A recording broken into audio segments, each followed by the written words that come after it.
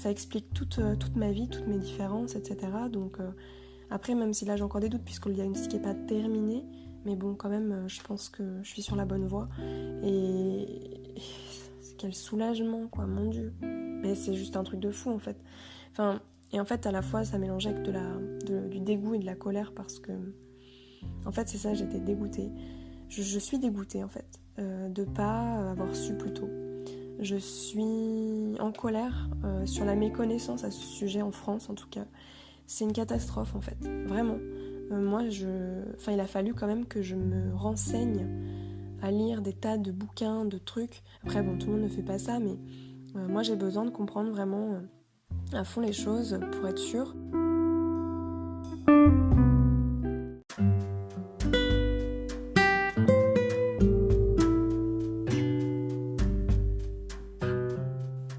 Bonjour, moi c'est Claire et je te souhaite la bienvenue sur mon podcast La vie en pause.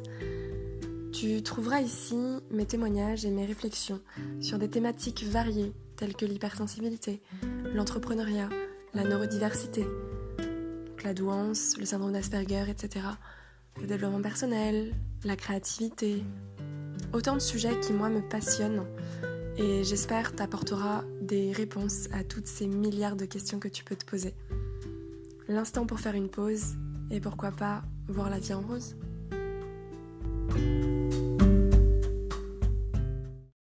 Hello! Alors aujourd'hui on est le 5 décembre 2020. Bientôt la fin de l'année 2020 qui a été quand même assez particulière, je pense, pour beaucoup.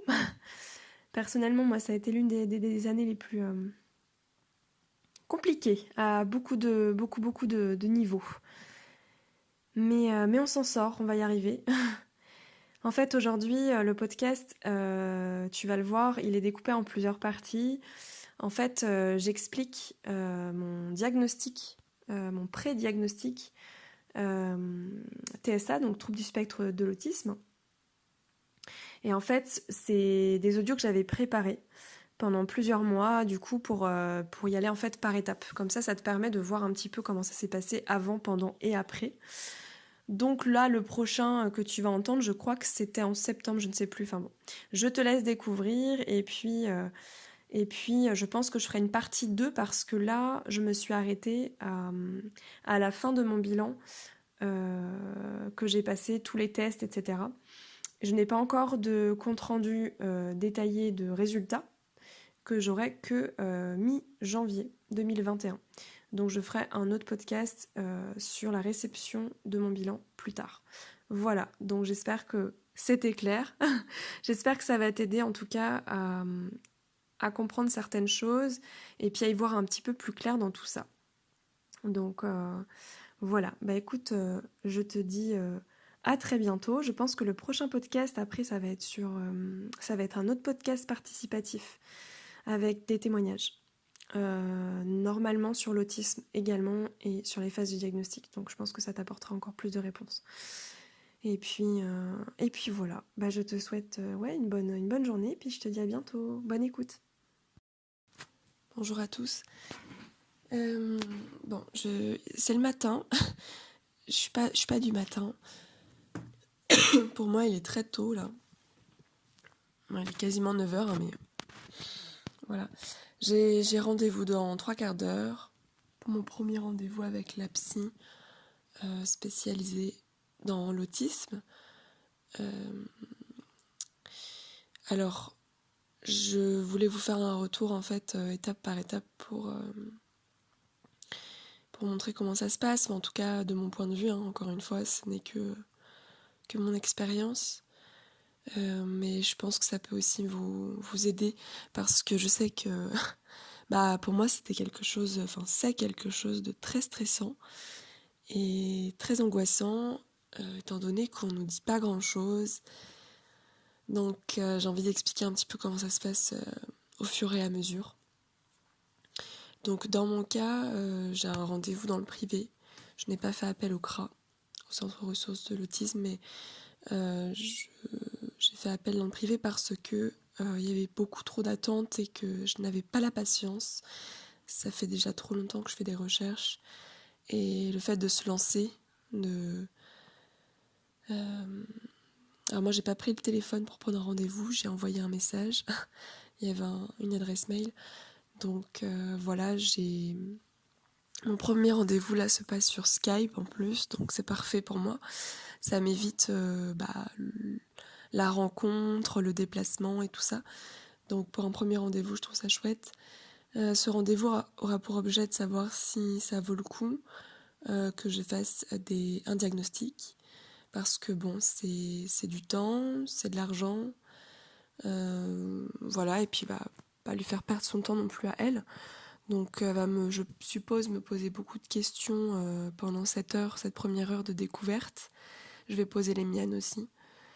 Donc voilà, du coup, pour vous expliquer un petit peu, c'est comme ça que ça va se passer.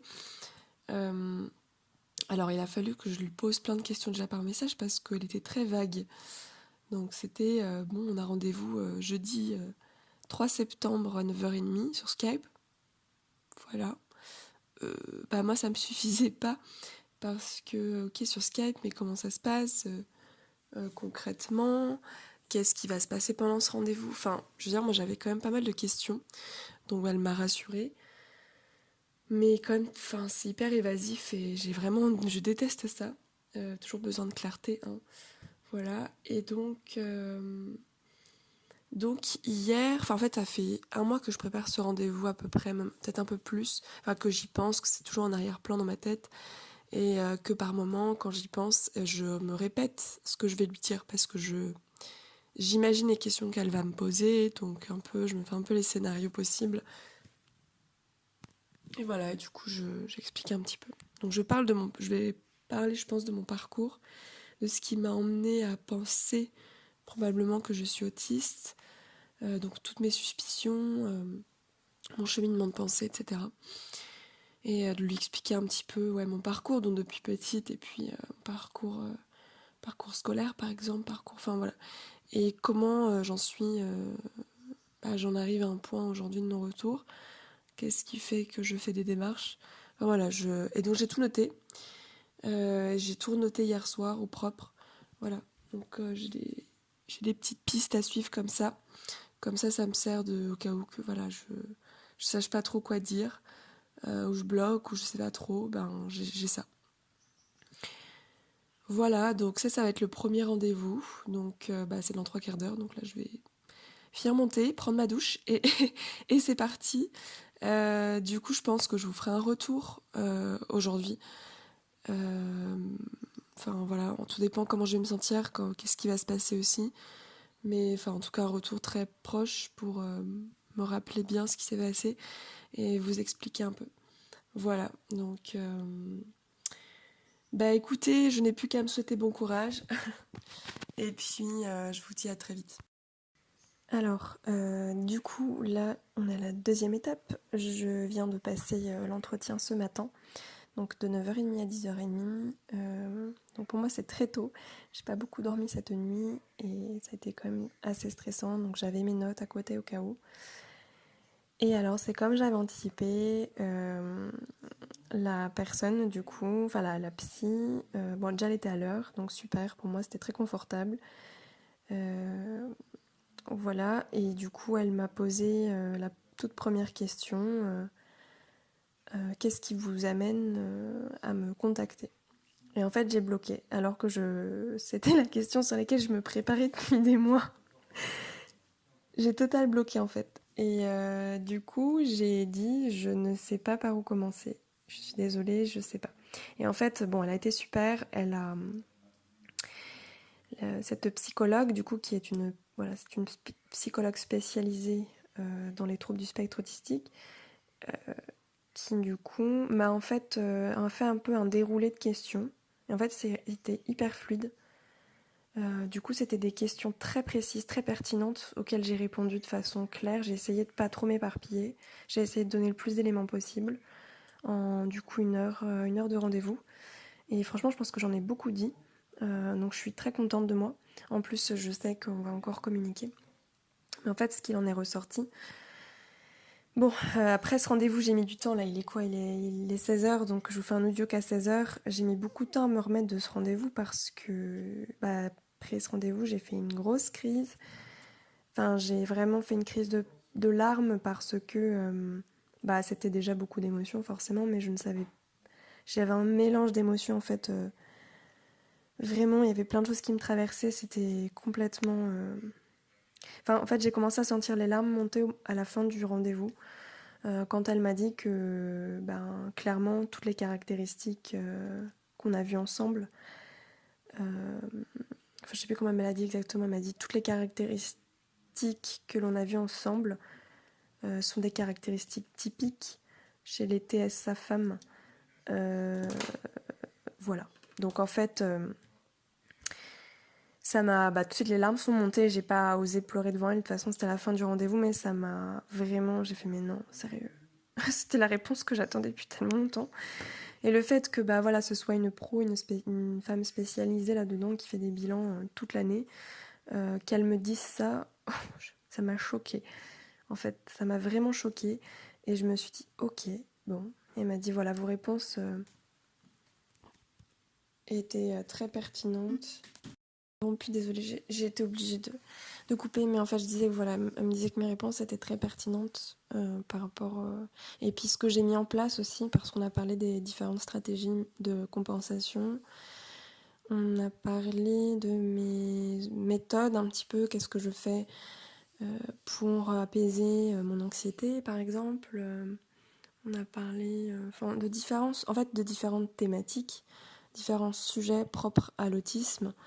Euh, et puis et voilà, en fait c'était vraiment un premier rendez-vous pour savoir si ça valait le coup de faire un bilan passe, si elle pensait que oui ou non. Il y avait qu'on allait entamer un diagnostic. Donc bon, bah, pour elle c'était très clair et elle m'a en plus parlé à la fin de psychiatre, de médecin, du coup, de psychiatre, pour avoir un bilan, enfin un diagnostic officiel, pour ensuite faire des demandes, des aménagements, recevoir une RQTH éventuellement. En fait, elle m'a parlé de tout ça, chose que moi, bon, je m'étais renseignée un peu sur le sujet, mais sans plus.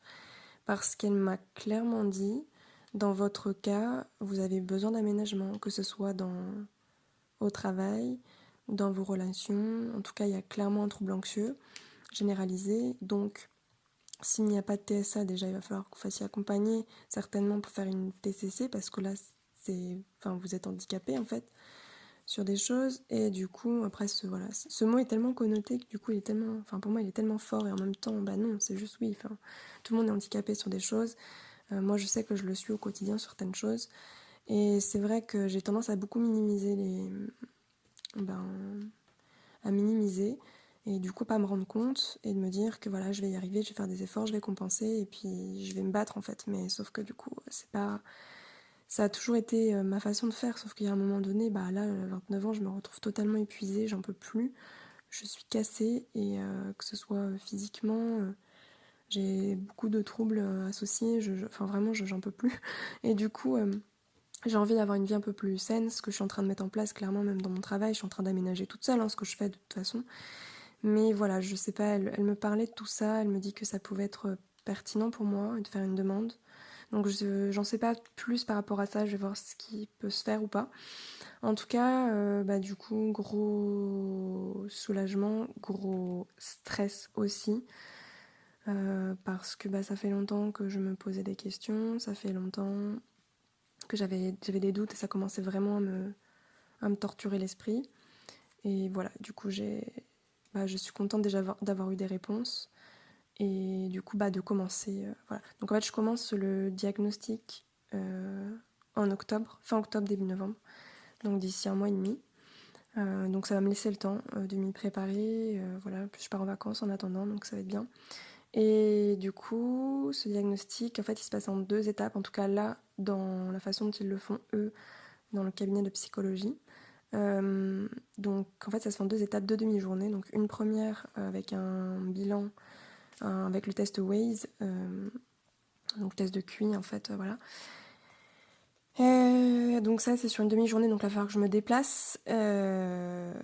Voilà, bon bah clairement ça me fout les boules, mais en même temps c'est pour... je pense que c'est une bonne chose aussi parce que je me posais beaucoup de questions par rapport à ce fonctionnement HP que clairement je pense avoir et du coup j'ai besoin de savoir un petit peu comment ça se passe. Enfin voilà, c'est encore une fois un outil de connaissance de soi en plus. Permettra de savoir un peu plus comment je raisonne et tout ça. Donc voilà, ça c'est la première étape. Et la deuxième, ça se fera soit dès le lendemain, mais elle m'a dit dans votre cas, je pense que vous avez peut-être un taux de fatigabilité qui peut être compliqué. Donc elle m'a proposé de revenir une semaine après, mais c'est possible quand même de le faire dès le lendemain, donc c'est assez rapide. Et moi je pense que je ferai une semaine après, donc là c'est sur 3 heures, enfin 2h30, 3 heures. Et pareil, soit je vais au cabinet, mais elle m'a dit voilà, maintenant avec le confinement, tout ça, on a un petit peu aménagé tout ça, et c'est possible de le faire aussi par Skype, enfin voilà, par Zoom, enfin bref, voilà. Donc je vais voir à ce moment-là, mais en gros, là ce sera plus un entretien, donc qui va compléter un peu l'entretien qu'on a eu aujourd'hui, qui était plus une introduction. Là, ça va être un entretien vraiment beaucoup plus concret, quand même de 2h30, 3 heures de discussion, je pense que voilà. Mais il y aura aussi, enfin, elle m'expliquera un peu plus en détail plus tard, mais des témoignages. En fait, elle va essayer de recueillir des témoignages de mes proches. Donc, par exemple, soit de ma mère, ça peut être de ma sœur, des personnes qui m'ont connue quand j'étais petite aussi.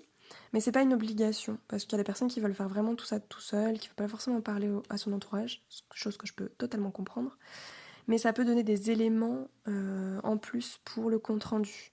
Après, si c'est pas possible, elle le note dans le compte rendu, voilà. Mais c'est quelque chose qui peut être assez important. Donc en plus, c'est possible de recueillir un témoignage juste par écrit. Donc par exemple, ma mère, je peux lui demander qu'elle me fasse un retour écrit, voilà. Enfin voilà. Donc moi, je pense que je le ferai ça. Euh, et puis, euh, et puis peut-être je vais demander à un ami qui me connaît bien là depuis un moment. Il me connaît vraiment, vraiment très très bien. Puis il a pu un peu observer qui j'étais vraiment, sans les masques et les trucs. Puis ben, il m'a vu aussi pendant des crises, trucs comme ça. Je pense qu'il peut témoigner de pas mal de choses. Donc voilà, je pense, enfin, je vous détaille un petit peu ce que je sais. J'essaye de vous aider par rapport à ça, parce que je sais qu'en fait, c'est quelque chose de très stressant quand on ne sait pas. Et là, je trouve qu'elle a été super parce qu'en plus, elle m'a expliqué vraiment étape par étape comment ça allait se passer. Elle a répondu à toutes mes questions. Elle m'a même dit à la fin, si vous voulez, je peux même vous envoyer une photo de mon cabinet pour que vous puissiez bah, voilà, vous projeter, imaginer la pièce. Je pense qu'elle a clairement l'habitude et du coup, mais c'est la première fois qu'on me propose ça et j'ai trouvé ça génial. Enfin vraiment, mais merci. Merci de vous adapter à moi. Et donc oui, je veux cette photo, s'il vous plaît. Donc elle m'a expliqué comment ça allait se passer aussi par rapport aux conditions du Covid, etc. Enfin voilà. Donc vraiment super. Enfin, moi, je la recommanderais. Je pense que moi, je vais voir après comment ça va se passer pour le compte rendu, tous les examens et tout ça. Mais voilà, pour ceux qui habitent à Rennes, je n'hésiterai pas à vous la recommander. Sinon, bah, qu'est-ce que je peux ajouter? Bah après, oui, je suis passée par beaucoup d'états émotionnels parce qu'en fait, bah, à la fois, j'étais tellement soulagée. Là, je vous dis avec du coup du recul. Bon, pas beaucoup de recul, mais un peu. J'essaie d'être droite, mais ce matin, c'était pas le cas. J'étais clairement plein dans une crise et je me suis dit, mais mon Dieu, je suis tellement soulagée de savoir ça, mais vraiment, genre, c'est pas une tare de savoir qu'on est autiste. Genre, vraiment pas. Je me sens enfin appartenir à une famille. Oui, ben enfin, ça explique toute ma vie, toutes mes différences, etc. Donc après, même si là j'ai encore des doutes puisque le diagnostic n'est pas terminé, mais bon, quand même, je pense que je suis sur la bonne voie. Et quel soulagement, quoi, mon Dieu. Mais c'est juste un truc de fou, en fait.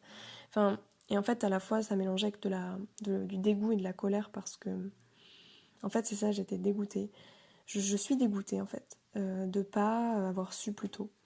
Je suis en colère sur la méconnaissance à ce sujet en France, en tout cas. C'est une catastrophe, en fait. Vraiment. Enfin, il a fallu quand même que je me renseigne à lire des tas de bouquins, de trucs. Après, bon, tout le monde ne fait pas ça, mais moi, j'ai besoin de comprendre vraiment à fond les choses pour être sûre. Et du coup, bah voilà, je me mets à fond dans un sujet et après, bon, ça m'a passionnée, j'avoue, mais j'ai besoin de comprendre et du coup, voilà, j'ai lu plein plein de bouquins. Je vais continuer d'ailleurs, bonne liste. Mais ça m'a encore plus boosté à me spécialiser là-dedans et à informer, en fait, à vous informer. et puis à sensibiliser éventuellement, enfin voilà, enfin vraiment être dans l'information, dans le partage, dans le témoignage, puisque du coup je serais probablement concernée, et aussi, enfin notamment du coup quand on cumule éventuellement HP, enfin au potentiel trouble du spectre autistique, et puis bah en étant une femme, enfin bref, hein, quand on a un peu tout ça, la triple peine là. Euh, bon, il y a des avantages, bien entendu, c'est pas, je dis pas, je n'enlève pas le positif de tout ça, mais ce que je veux dire, c'est quand on ignore tout ça, en fait, on est dans un flou total, dans une errance, on cumule après des troubles, on se sent mal, enfin, ça peut aller très très loin, en fait. Moi, mon parcours, il est chaotique, hein, clairement. J'ai, enfin voilà, c'est pour ça que je suis, enfin, à 29 ans, je m'écroule, je peux plus, en fait, je peux plus rien faire. Enfin, c'est très difficile pour moi de travailler, c'est d'avoir des interactions, c'est compliqué. Enfin bref, voilà, je vais pas rentrer dans le détail, je vous expliquerai un petit peu tout ça peut-être plus tard ou peut-être dans les stories sur Instagram, tout ça, mais vraiment, ça m'a vraiment redonné un boost sur l'envie d'informer, de témoigner, de partager et d'aider éventuellement. Enfin oui, de toute façon oui, enfin l'information, ça ne pourra qu'aider des personnes en recherche sur ces thématiques qui se posent des questions parce que c'est juste pas possible en fait. Enfin, moi j'ai envie aussi que les professionnels ou même dans l'éducation, que ce soit nos parents, que ce soit à l'école, mais putain qui sont informés quoi. Je suis désolée du gros mot, mais franchement c'est bon. Je pense que vous sentez la fille un peu énervée. Moi ça me dégoûte en fait. Puis je suis pas la seule. Hein. Je veux dire, je suis pas un cas isolé du tout. Il y a tellement de femmes et d'hommes, hein, mais je sais que pour les femmes, c'est plus compliqué de les diagnostiquer plus jeunes. Donc souvent, il y a un diagnostic tardif. Et c'est, bah voilà, pour le cas, pour en faire partie, et je sais que je suis pas une exception, ben c'est terrible en fait. Enfin, quand il y a des femmes qui sont diagnostiquées à 40, 50 ans, 30 ans, même à 20 ans, enfin, je veux dire, c'est... Non, quoi. En fait, le fait de le savoir, enfin, moi personnellement, là, ce que ça m'a procuré sur aujourd'hui, c'est que je me suis dit, mais ça y est, j'ai enfin pouvoir m'assumer parce que je sais qui je suis. Parce qu'en fait, on parle d'un conditionnement, d'une condition neurologique, non pas d'une maladie mentale qui peut se guérir, par exemple, ou des choses comme ça. On parle vraiment d'un fonctionnement, quoi, du cerveau. Donc c'est quand même quelque chose qui nous est propre, ça touche à notre identité, ça touche à la façon dont on perçoit, dont on réagit avec le monde. Enfin, moi, je trouve ça ouf, en fait. Et le fait, quand tu sais pas, quand tu comprends pas, quand t'as l'impression d'être tout le temps le problème, euh, bah voilà. Donc, moi, enfin, je trouve ça super, super important, genre vraiment. Et même pour les surdoués, d'ailleurs, parce que je comprends pas pourquoi, en fait, il y a un diagnostic, juste un test de QI, et après, on te donne ça, on te donne un résultat, et voilà, quoi. Démerdez-vous. Mais alors que, voilà, maintenant, l'autisme, on sait que c'est reconnu comme un handicap. Il y a des accompagnements, il y a des aménagements, etc., etc. Il y a tout un tas de choses qui sont quand même mises en place, même si c'est pas encore tout à fait ouf. Mais il y a des choses qui sont mises en place quand, par rapport aux personnes à haut potentiel, il n'y a rien. Et pourtant, elles peuvent subir les mêmes comorbidités, les mêmes troubles à côté. Elles peuvent subir beaucoup de difficultés dans leur vie. C'est mon cas, et même si je suis pas dans le trouble du spectre autistique, clairement, je sais très bien que je suis dans le cas des hauts potentiels, et franchement, c'est juste abusé, quoi. Donc voilà, enfin, il est temps pour moi d'être informée là-dessus et d'avoir de plus en plus de témoignages et de réponses et que ça avance en fait. Voilà, moi j'ai presque envie d'écrire un livre, enfin ça y est, moi je suis trop partie dans mon truc. Donc voilà, ben, je vous souhaite une bonne journée, je vous donnerai la suite des événements plus tard. Je vais me remettre un petit peu de tout ça. À bientôt. Bon, là je suis dans mon lit. Fatiguée, mais j'ai beaucoup de mal à dormir parce que mon diagnostic approche et j'ai beaucoup d'angoisse par rapport à ça. Il se passe un truc qui revient sans cesse dans ma vie, c'est le fait d'avoir des angoisses comme ça, ou de l'anxiété, ou enfin en tout cas des pensées qui tournent en boucle, des pensées obsessionnelles sur voilà, enfin voilà, et des idées qui se répètent en fait. Et en fait, si je ne prends pas de recul sur la situation, sur ce qui se passe dans ma tête, si je prends pas un peu de hauteur, je suis complètement dedans et j'arrive pas à m'en sortir. Donc la porte de sortie, c'est la prise de recul. C'est le zoom en fait et le dézoom sur les choses. Et là, du coup, c'est ce que j'ai fait. Et je me suis dit, hop, hop, hop, hop, hop, hop, hop. Je vais où là? Qu'est-ce qui se passe? Alors, je vais me stopper 2 secondes là. Et pourquoi tu angoisses là? Qu'est-ce qui t'angoisse? Et du coup, ce qui m'angoisse, en fait, c'est le fait de me dire, mais pourquoi je vais faire ce diagnostic? Genre, mais n'importe quoi, en fait. Rien à voir. Je me pose des questions sur le fait d'être autiste ou pas, mais en fait, non, je suis pas autiste. Pourquoi je pense tout ça, en fait? Qu'est-ce qui m'amène à penser ça, quoi? Et en fait, là, j'ai eu un gros... une montée un peu d'angoisse en me disant, mais je suis qui pour penser ça? Enfin, je me sens pas du tout légitime. Donc, on en revient un peu au syndrome de l'imposteur.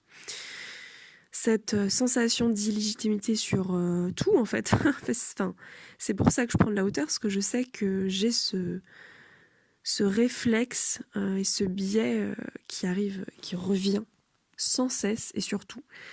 Donc, à partir du moment où je sais que j'ai ça, à partir du moment où j'accepte aussi que du coup, je suis une personne qui doute tout le temps de tout, qui remet tout en question. Donc, du coup, comment dire?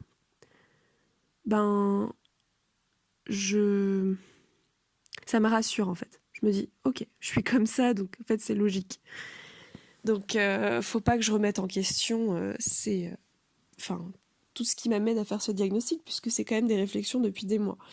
Et si j'avais entamé ce diagnostic, je sais que c'est pas pour rien. Donc là, je creuse un petit peu plus. Et je me dis, mais qu'est-ce qui m'amène vraiment à faire ce diagnostic, en fait? Et donc là, j'étais en train de mouliner à me faire le listing entier, parce que du coup, c'est ça, en fait. C'est une liste, voilà. Une liste de caractéristiques. Puisqu'un diagnostic, ce sont des caractéristiques, c'est rentrer un petit peu dans des cases, dans un tableau. Et du coup, je commençais à lister. Sauf que ça partait dans tous les sens, puisque du coup, il y a beaucoup, beaucoup d'aspects à prendre en compte. Et je visualisais mon tableau, le tableau d'analyse que j'ai fait il y a déjà 1 ou 2 mois, je crois. Ouais, ou même 2-3 mois. En tout cas, que j'ai commencé et que là, je suis en train de terminer. Et voilà, donc je sais pas combien de pages j'y fais, mais il est énorme le truc. Mais du coup, je commence à visualiser tout ça. Mais justement, je visualisais tout ce que j'avais écrit dedans. Donc vous imaginez le truc.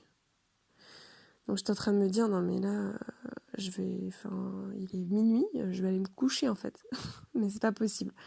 Parce que j'arrive pas à m'arrêter et tant que j'ai pas clarifié la chose, je peux pas dormir. C'est pas possible. Donc, j'ai quand même eu l'intelligence et le réflexe aujourd'hui. Enfin, je sais pas si on peut parler d'intelligence, mais en tout cas, j'ai réussi à trouver le moyen pour moi de m'apaiser par rapport à ça. C'est de noter. En fait, donc en l'occurrence là c'est le tableau d'analyse, de lister, de noter les choses dont je suis sûre au moment où je suis sûre. Parce que du coup, je remets tout le temps tout en question, je doute tout le temps, mais il y a des phases quand même où je suis sûre de moi. Et par exemple, quand je viens de faire une crise qui ressemble clairement à des crises autistiques, je vais le noter. Quand il se passe quelque chose, je fais un vocal. Enfin, dès qu'il y a des choses qui me font penser à ça, et au final, c'est quotidien, je le note. Et en fait, il se passe c'est pour ça que je dis ça, je reviens à ce que je disais au tout début, ce qui se passe, en fait, c'est que ma pensée en doute continuel comme ça, comment dire? C'est comme si, en fait, elle me faisait oublier ce qui me fait douter, c'est que j'oublie, en fait. J'ai l'impression que c'est un peu ça, ou alors c'est le fait d'avoir une pensée sans cesse avec plein d'informations et qu'il faut bien qu'à un moment mon cerveau trie les informations. et qu'il mémorise ce qui est bon de mémoriser et qu'il oublie le reste, en fait, qui est inutile. Et du coup, le fait de noter, justement, ça permet à mon cerveau de se reposer parce que ça y est, c'est bon, c'est écrit, quoi. Donc voilà, et du coup, je me suis perdue dans la pensée, mais bon, c'est pas grave. Donc ces oublis, c'est très contraignant au quotidien parce que du coup après je me sens illégitime, je doute, je suis pas bien en fait. Parce que j'ai zappé en fait, j'ai vraiment zappé. Et je sais pas du tout ce qui me fait penser que je suis autiste, j'ai genre aucune indication. Et donc c'est pour ça que je suis obligée de me répéter tout dans ma tête. Et le fait que ce soit noté, c'est bon quoi. Je peux me reposer, je peux arrêter de penser à tout ça. Je peux me dire, c'est pas grave, demain tu vas relire ton tableau, tout est écrit dessus. Tout est écrit, t'as plein d'audios sur le sujet, t'as plein de choses que tu as lues et que tu as soulignées, enfin voilà, plein d'écrits, plein de trucs. Donc franchement, rassure-toi. Et voilà, et du coup, je voulais faire cet audio parce que je trouve qu'il a sa place dans ce podcast justement sur la phase diagnostique et ce par quoi on peut passer parce que c'est très compliqué en fait. Et c'est compliqué quand on arrive à un stade où on a eu des erreurs diagnostiques, mais aussi, enfin pas forcément des erreurs, parce que j'ai pas eu d'erreur dans mon cas, plutôt une errance. En fait, c'était le mot que je cherchais. Je sais il y en a qui ont des erreurs diagnostiques et, enfin, c'est, j'imagine même pas en fait ce que ça peut faire parce que, enfin, si, je peux imaginer, mais enfin bon, ça me dépasse tout ça, voilà, ça me touche énormément ces sujets-là évidemment. Mais en plus de ça, enfin dans mon cas, ça a été plus une errance. Je me suis de toute façon sentie en errance toute ma vie, que ce soit avec les diagnostics ou sans diagnostic. Enfin voilà, je me suis toujours sentie perdue euh, de mon côté. Et moi, le seul diagnostic officiel que j'ai eu dans tout mon parcours de vie, ça a été la dépression, des troubles dépressifs. Euh, voilà. Et donc, comment expliquer? J'ai même pas eu un diagnostic pour le TAG, le trouble anxieux généralisé, alors que finalement, bon, là, j'y arrive hein, à ce diagnostic officiel. Et après, bon, j'avais pas forcément besoin d'en avoir, j'allais dire puisque je savais, mais en fait, non, je ne savais pas. Non, je le sais qu'aujourd'hui. Et je pense que ça m'aurait beaucoup aidé. Bon, bref. Donc j'ai vécu avec ces deux troubles pendant des années, plus d'une décennie en tout cas. Et bref, je voulais en venir où?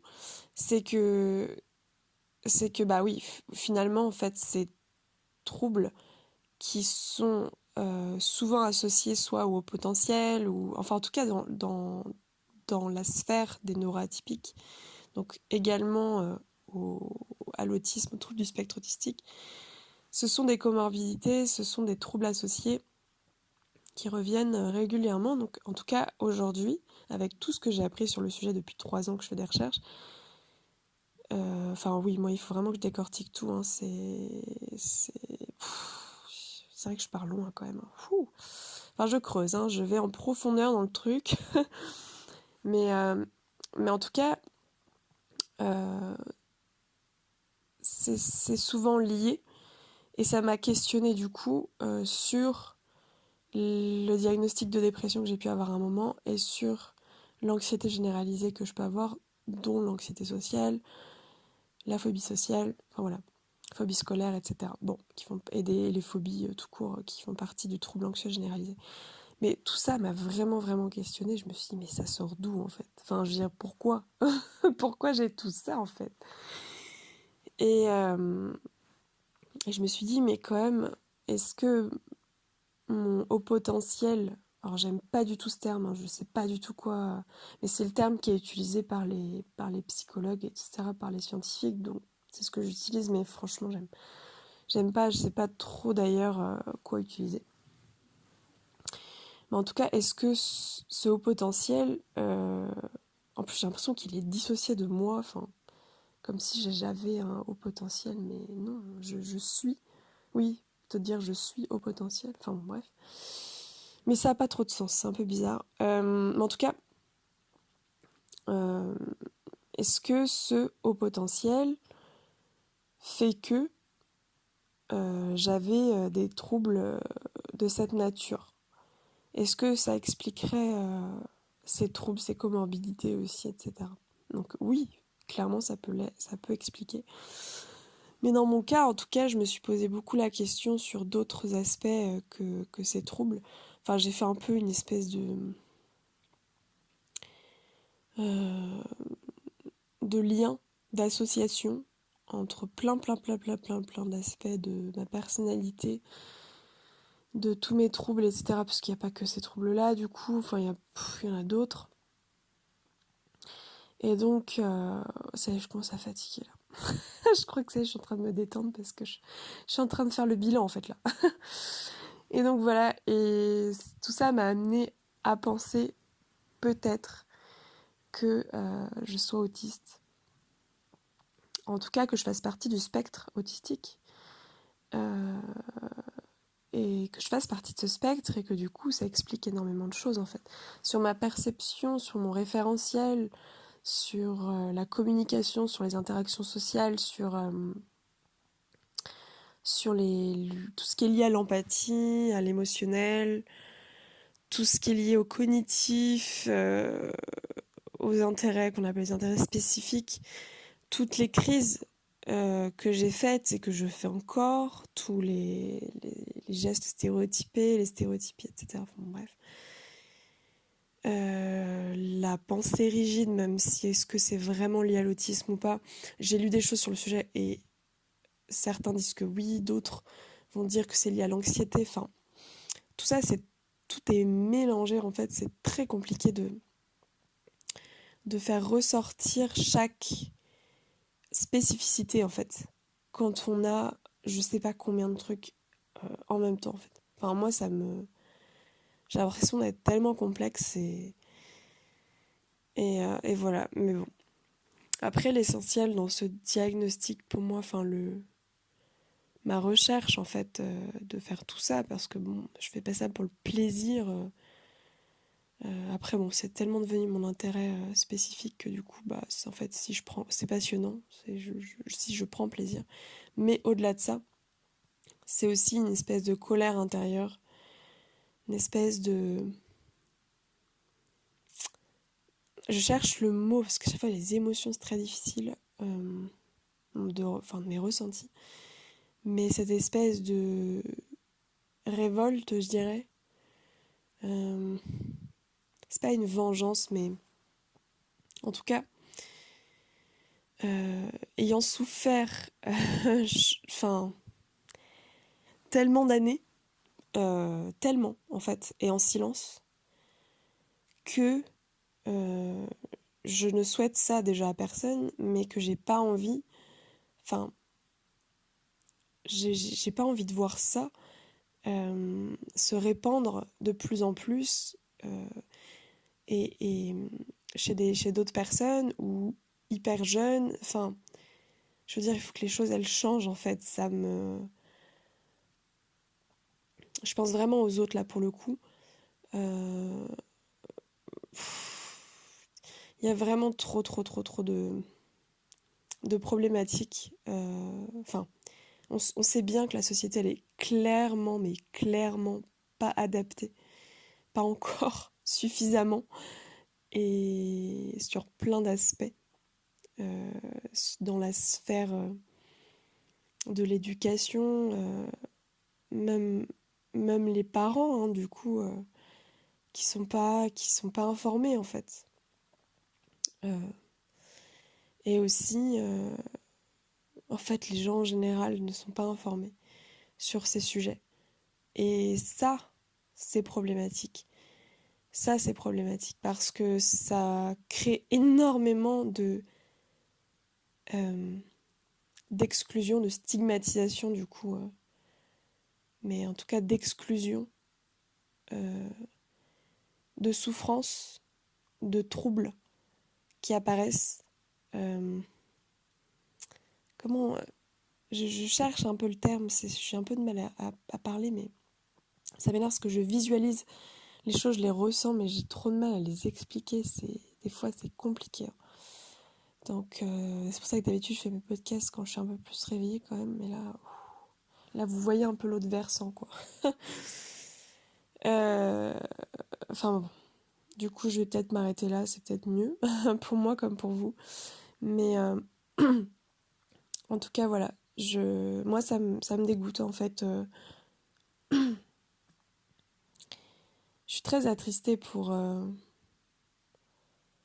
Je suis révoltée, en fait. Ouais, c'est ça. Et je pense que ces podcasts, ce diagnostic, c'est une façon pour moi un peu de, de parler de tout ça, de pouvoir sensibiliser, informer à mon tour.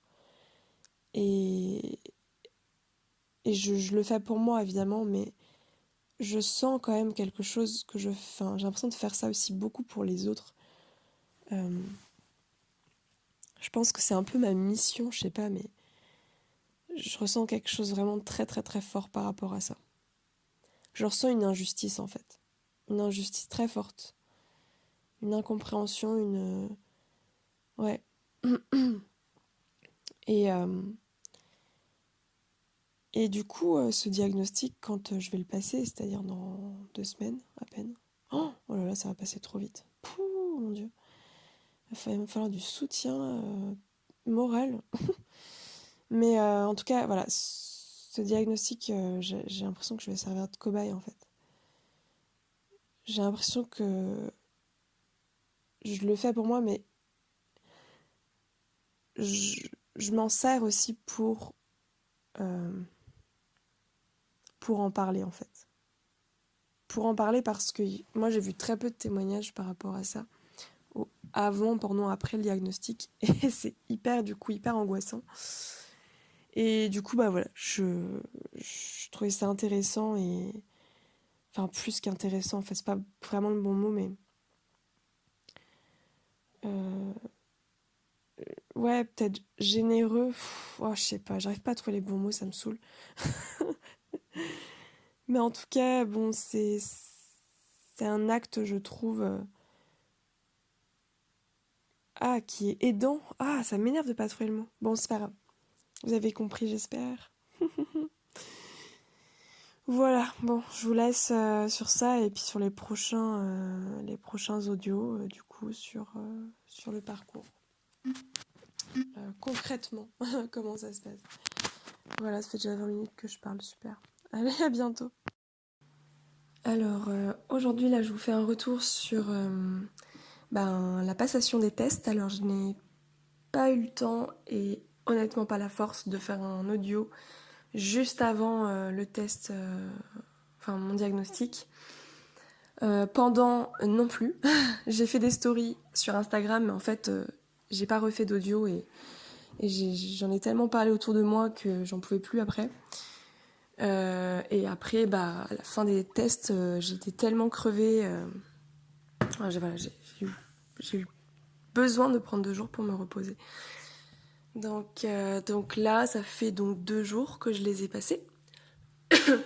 Donc les tests ont été faits, je le répète, mais voilà, sur 2 matinées, en tout cas pour ma part, sur 2 matinées, donc dans le privé. Et voilà, donc j'ai passé le test de QI mercredi matin, test Waze, donc le test adulte, psychométrique. Voilà, j'ai passé les tests aussi pour le trouble du spectre autistique.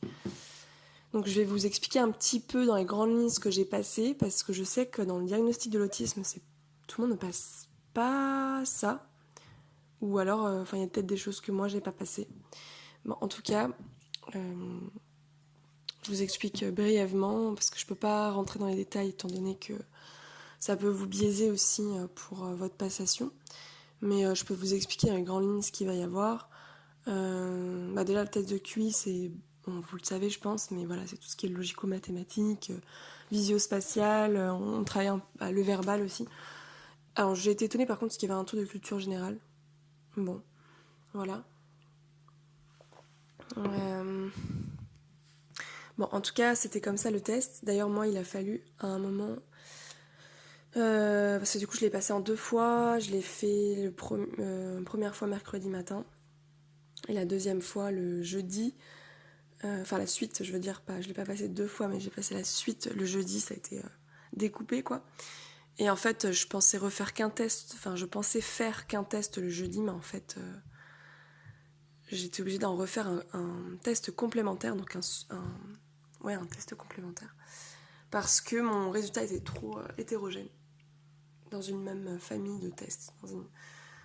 Voilà, donc du coup, bah là, il y avait trop d'écart, donc pas possible de calculer, donc il a fallu départager, donc j'ai refait un test. Voilà. Ensuite, j'ai donc passé les tests TSA, donc il y a eu la lecture des émotions, sur les visages. Et il y a eu aussi un test sur les interactions sociales. Ensuite, il y a eu je crois que j'oublie quelque chose.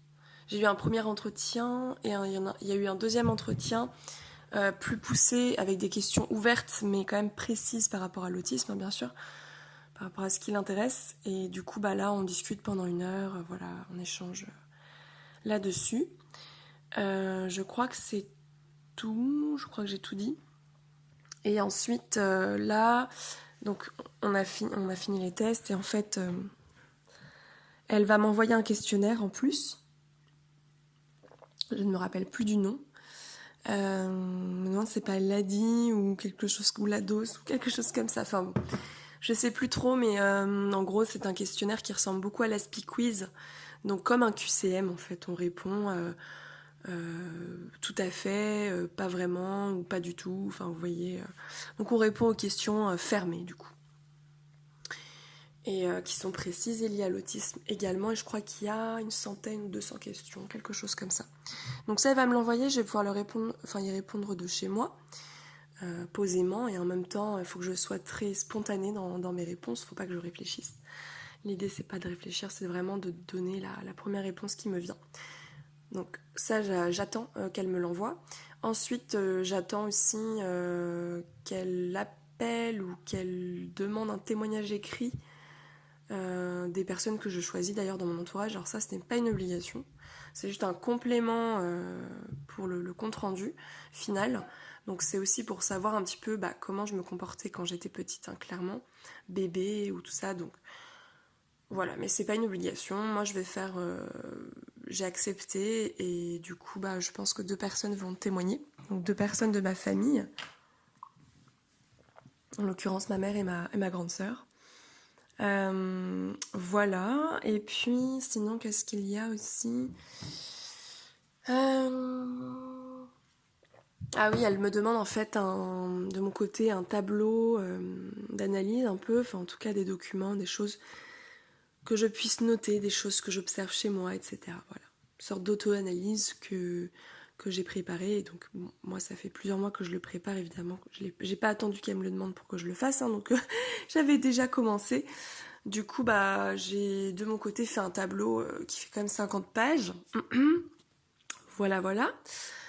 Et qui est très détaillé sur différentes thématiques, en tout cas différentes caractéristiques liées à l'autisme.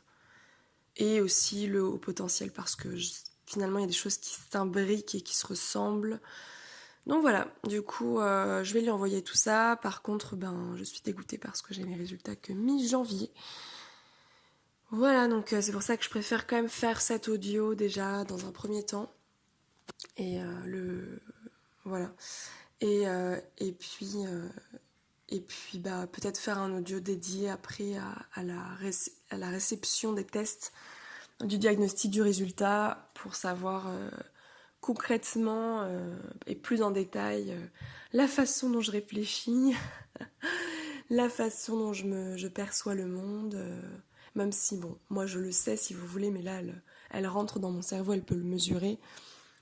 C'est beaucoup plus précis, d'ailleurs c'est très complet. Donc j'avoue que je suis assez contente de ça. Je vais J'espère ne plus avoir de doute après ça, parce que moi, me connaissant, je doute tellement tout le temps que du coup, c'est possible qu'après ça, je me dise au bout de quelques jours, non, mais bon, il manquait tel truc, peut-être que c'était pas bon, peut-être que... Bon, c'est une spécialiste en plus de l'autisme au féminin. Après, c'est un prédiagnostic vu que c'est fait chez un psychologue. Donc ça peut suffire pour notre savoir et notre connaissance personnelle de savoir si on est autiste ou pas en fait. Mais ça ne suffira pas pour, a priori, hein. Je suis pas certaine de ce que je dis, mais ça ne suffira pas pour faire des demandes et des dossiers pour des aménagements derrière. Donc là, il faut passer par un médecin, donc un psychiatre qui continue le bilan, où en général on a à peu près 2 voire 3 séances avec la personne. Donc lui il continue de creuser le dossier, de finir la restitution finale, de faire un diagnostic vraiment officiel. Et après, du coup, c'est à nous de faire des dossiers, qu'on envoie à la NDPH, des trucs comme ça, pour avoir une RQTH, donc reconnaissance travailleur handicapé. Voilà, mais dans mon cas, je lui ai demandé, je fais, voilà, moi je suis auto-entrepreneur depuis quasiment 2 ans maintenant, parce que je ne pouvais plus travailler à l'extérieur, donc il a fallu que je crée mon propre métier. Donc je l'ai vraiment créé sur mesure. Mais ça reste très compliqué pour moi parce qu'aujourd'hui j'arrive à un stade où je suis tellement épuisée que je travaille qu'1 heure par jour, et encore si j'arrive à travailler. Voilà, donc là, pour vous dire, cette semaine j'ai eu 2 matinées de tests. J'ai pas pu travailler de la semaine. Ça me prend toute mon énergie en fait. Toute ma charge mentale, voilà. Donc c'est compliqué parce qu'il suffit d'un rendez-vous dans la journée ou je sais pas... de toute façon, dans mon côté, moi, j'ai prohibé le téléphone et les rendez-vous. C'est juste plus possible pour moi. En tout cas, actuellement, c'est plus possible. Je pense que c'est terminé parce que ça m'épuise vraiment. Donc, du coup, moi, je passe vraiment que par les mails ou par les messages vocaux en différé. J'ai essayé d'aménager un peu comme ça mon travail. Je me fais beaucoup de listes de cartes mentales, de mind mapping, pour faire des bilans, pour essayer de savoir où est-ce que je vais, vu que ma pensée n'est absolument pas structurée ni hiérarchisée. Voilà. Je réfléchis en même temps. Ouais. Et j'ai des trous des fois comme ça, là, c'est... Enfin bon. Et du coup, je vais aussi faire... Ah oui, aussi pour mon travail, j'ai opté pour un outil que j'ai créé aussi sur mesure. On peut parler d'outils. En tout cas, c'est une liste visuelle que j'ai créée sur mon ordinateur, avec l'outil Canva. Et je l'ai imprimée et je l'ai mise devant moi au niveau de mon bureau pour me rappeler ce que je dois faire chaque jour. Parce que en fait je m'éparpille de façon je m'éparpille et très souvent je ne sais pas du tout par où commencer, je ne sais pas quoi faire, etc. Alors que c'est censé être des tâches répétitives. Je suis censée savoir ce que je dois faire tous les jours, mais j'arrive pas du tout à me fixer et j'arrive pas à être régulière, tout simplement parce que, maintenant je l'ai compris, c'était pas écrit. Voilà. Donc j'ai besoin que ce soit écrit, que ce soit visuel, que ce soit du sur-mesure, et voilà. Donc j'écris tout et je vais dire mon réveil, ensuite je prends mon petit déjeuner, ensuite je lis, ensuite je prends ma douche, ensuite je bois mon thé, vous voyez le truc. Et en fait c'est tout un cheminement mental qui du coup m'apaise maintenant parce que je suis plus, entre guillemets, plus obligée de me le faire en tête, de me le répéter sans cesse et de me mélanger les pinceaux, quoi. Là, c'est affiché, du coup, je peux me reposer sur cette fiche, tout simplement, m'asseoir à mon bureau et me dire, ok, c'est bon, j'ai fait ça, maintenant je peux commencer à travailler. Ça peut paraître un peu enfantin, un peu bizarre, un peu... Mais finalement, je me suis rendu compte que beaucoup de personnes autistes ou beaucoup de, par exemple, la TDAH aussi, j'ai l'impression que ça se retrouve aussi beaucoup là-dedans, ou les hauts potentiels, beaucoup de neuroatypiques finalement, peuvent avoir beaucoup de mal à hiérarchiser, à trier, à structurer sa pensée, s'éparpille et surtout, et ben, du coup peut bloquer aussi pour faire les choses. Donc bon, c'est un conseil que je vous donne. Si jamais vous devez travailler, que vous avez du mal et que vous savez pas par où commencer, vous savez pas quoi faire, préparez-vous des listes en amont. Moi, enfin pour et des choses simples à effectuer. Ne vous chargez pas trop en fait. Je sais pas comment expliquer parce que c'est vrai qu'au final c'est quand même. Peut-être que je ferai un podcast là-dessus entier, je pense. Ouais, je pense que je vais faire ça parce que c'est quand même complexe. Je veux dire, moi j'ai réussi à faire cet outil tout simple, mais par quand même l'aide de quelqu'un d'autre enfin, je me suis fait aider euh, et, euh, et j'ai quand même mis des années avant de me rendre compte que ben ça pourrait probablement me correspondre, même si je déteste répéter les choses, la routine, tous ces mots pas beaux.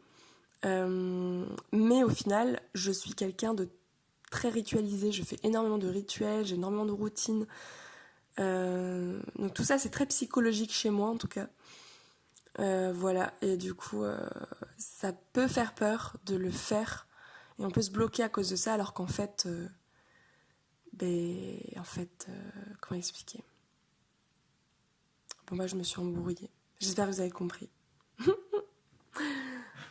Bon, c'est pas grave, je referai un audio de toute façon là-dessus, pour rassembler justement mes idées là-dessus. Je vais me refaire des cartes mentales, des listes et tout ça, et de remettre tout ça en place. Alors c'est vrai que ça, c'est quand même assez handicapant, j'avoue, parce que des fois, ça empêche d'être dans l'action, de faire les choses, et parfois, on est encore beaucoup plus sujet à la procrastination que la plupart des gens, hein.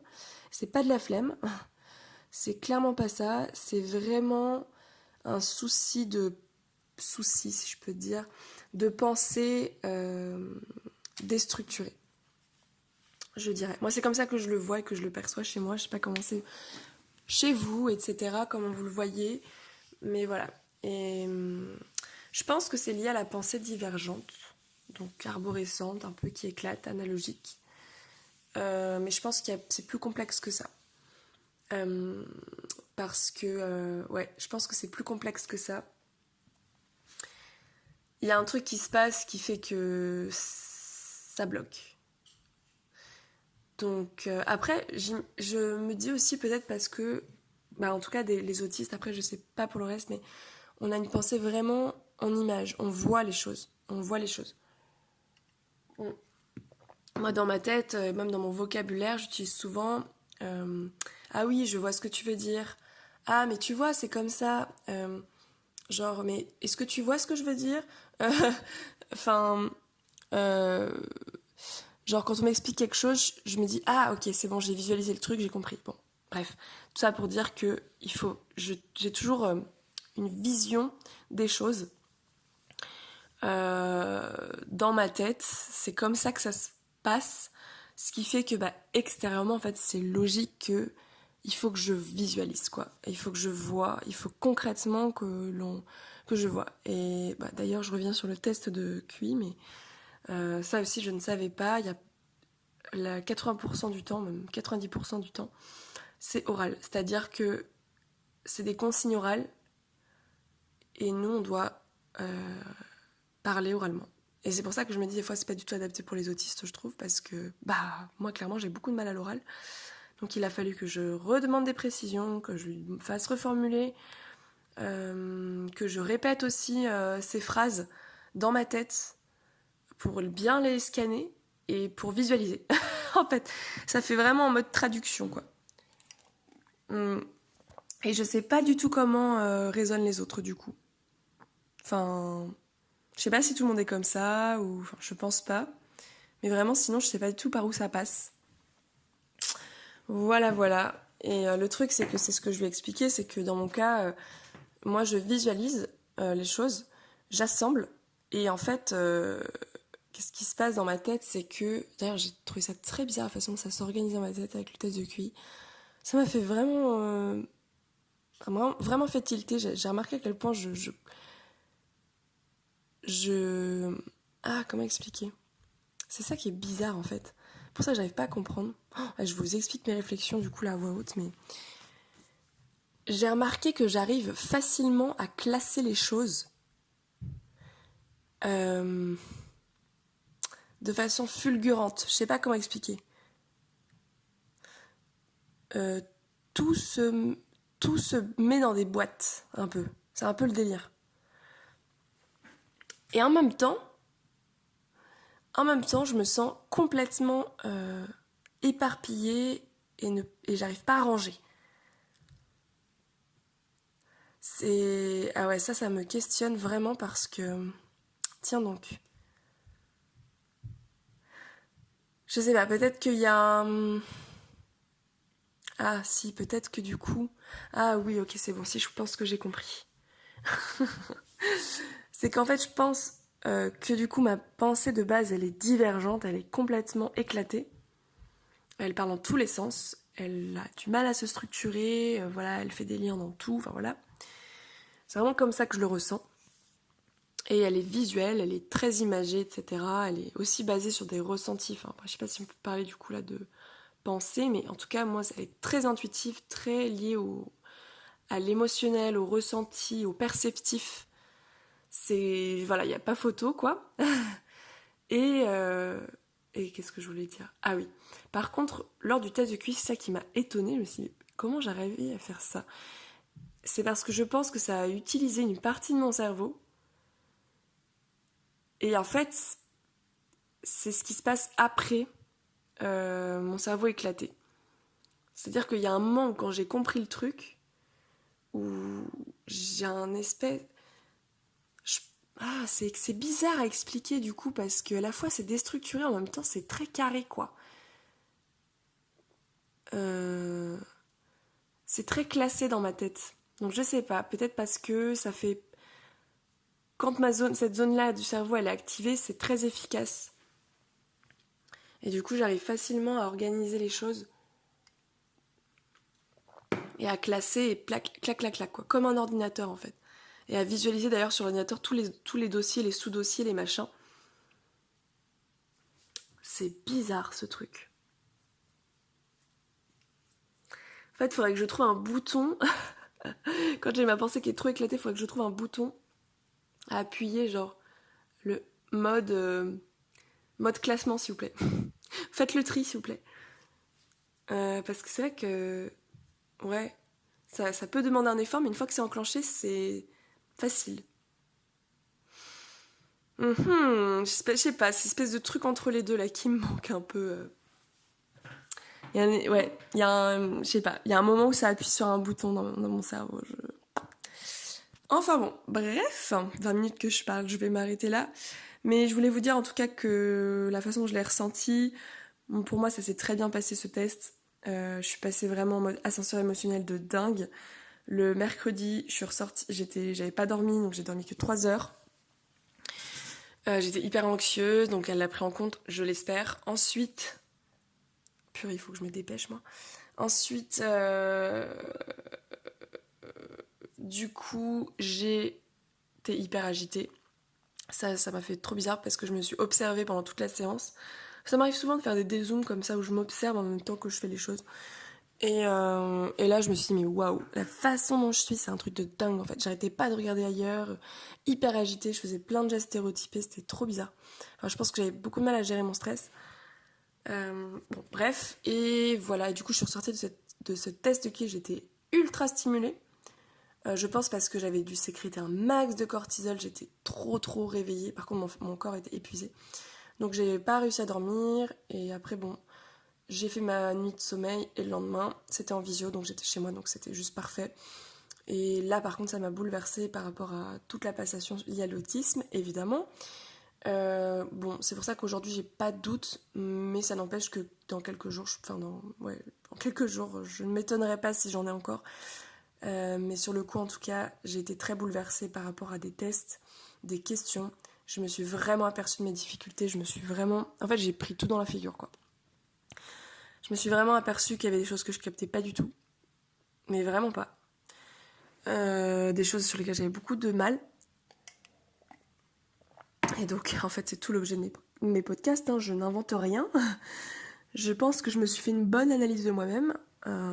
Mais là, c'était le fait de le voir extérieurement par une psy, par voilà, une professionnelle en plus elle a analysé plein de choses chez moi que du coup j'avais pas fait attention.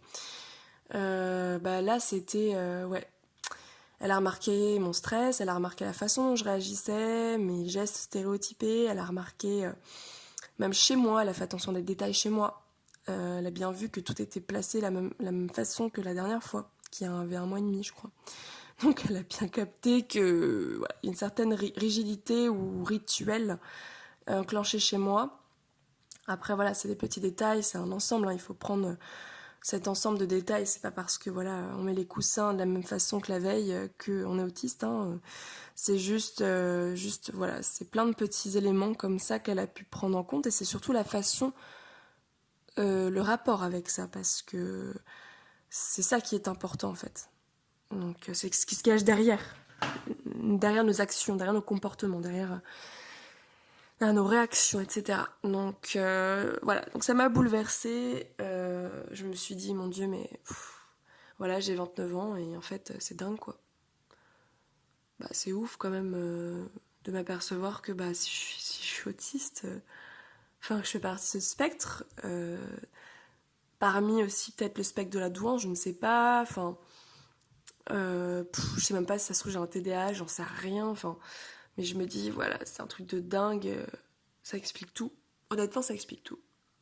C'est pour ça que je suis allée vers ce diagnostic, hein, bien entendu, c'est que je cochais toutes les cases et que... Mais bon, j'ai toujours des doutes, voilà, c'est ma pensée philosophique qui doute sans cesse. Et je me suis dit, mais... Enfin, si c'est pas ça, et si... mais qu'est-ce que c'est? Qu'est-ce que j'ai, quoi? Qu'est-ce que j'ai? Qu'est-ce qui va pas chez moi? Qu'est-ce qui m'a causé autant de difficultés dans plein de domaines? Et en même temps, parce qu'on va pas non plus se focaliser que sur le négatif, qu'est-ce qui me cause aussi beaucoup de facilité dans d'autres domaines. Et ce qui est un peu dur pour moi aujourd'hui, c'est de me dire que je ne rentrerai jamais dans le moule de la société. Bon, c'est pas grave, voilà, ça fait juste bizarre. Vraiment bizarre, parce que là, je sais que je tourne autour. Là, j'ai compris que je tournais autour. Je suis quelqu'un de perceptif, d'intuitif, de visionnaire, je vois des choses que les autres ne voient pas, je comprends des choses que les autres comprennent pas, et vice-versa d'ailleurs.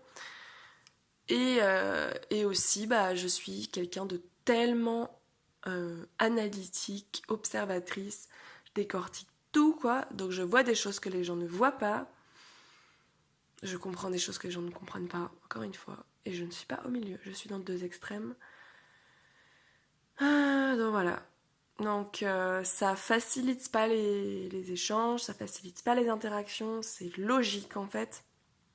Il y a des trucs auxquels je n'ai pas accès, des choses simples que les gens ont accès. Et d'ailleurs dans mes tests de QI, je me souviens de ça, puis après je vais m'arrêter là parce que sinon je vais partir loin. Il y a eu un test, c'était lié au visio-spatial que j'ai... Je sais pas si j'ai réussi mon test, honnêtement, je sais pas, enfin, si on peut dire réussir d'ailleurs parce que il n'y a pas vraiment de réussite ou d'échec, c'est pas qu'une question de chiffres du tout, en fait, là j'ai bien compris. C'est vraiment la façon dont on réfléchit, dont on appréhende les choses, la façon dont on pense, enfin voilà, vous avez compris quoi, c'est vraiment nos capacités cognitives sur notre vitesse d'exécution, sur notre mémoire, enfin voilà, donc la façon dont on réfléchit quoi. Et ça c'est hyper intéressant je trouve, de pouvoir mesurer ça. Mais du coup moi sur le visio-spatial, j'ai l'impression d'avoir réussi ces épreuves, parce qu'en fait j'ai adoré aussi, je peux vous le dire, en fait ça m'a trop éclaté, alors que le reste ça me saoulait trop. Et ça m'a éclaté. Et en fait, voilà. À un moment, ah oui, à un moment, elle me dit, c'est ça que je voulais dire en fait. Pouf, je me perds. Elle me dit, mais, euh, mais elle me fait, c'est marrant. Plus c'est complexe, plus vous y arrivez. Alors, je vais pas vous dire les subtests du coup ce que c'était exactement comme test, mais bon, en tout cas, c'est lié au visio-spatial. Et là, je me suis dit, enfin, je savais pas comment prendre cette réaction en fait, mais ça m'a fait sourire parce que je me suis dit, oui, j'aime les choses complexes et en fait, c'est cohérent par rapport au fait que je sois attirée vers ces choses-là et que dans ma façon d'être, même ma façon de penser, c'est complexe dans le sens, c'est la complexité, pas la difficulté, la complexité, c'est vraiment complexe. Et c'est vrai que je suis naturellement attirée vers les choses complexes et plus c'est complexe, plus ça m'attire. Voilà, bref. Et là, apparemment, j'ai réussi le test. Quand c'était simple, j'avais du mal et après, ça se complexifiait. Et là, je sais pas, j'ai réussi. Ça m'a fait rire. Voilà, c'est juste pour vous expliquer le truc. Mais bon, ça explique plein de choses et voilà. Et je me suis sentie aussi bouleversée, mais bon, je vous avoue que là, je suis soulagée. J'ai un mélange, je suis soulagée en même temps, ça me stresse d'avoir le résultat. Je sais pas trop ce que je vais en faire pour l'instant, je sais pas comment je peux avancer. Enfin là, je vais avoir besoin d'outils concrets parce que... Et c'est de savoir en fait concrètement où est-ce que sont mes difficultés, sur quoi je dois pointer. Enfin là, je sais qu'il faut que je sois accompagnée. Je pourrais pas le faire toute seule. C'est bien beau de s'analyser, de se comprendre et tout ça, mais il y a un moment... on a besoin d'aide extérieure pour qu'il visualise et qu'il soit quelqu'un de spécialiste en fait. Voilà, là-dessus. Parce que quand on est dans notre pensée, on est dedans quoi. Et du coup, on est avec notre façon de penser et on s'explore avec notre façon de penser. Donc quand on nous explore avec une autre façon de penser et de voir les choses, c'est... Voilà, c'est différent.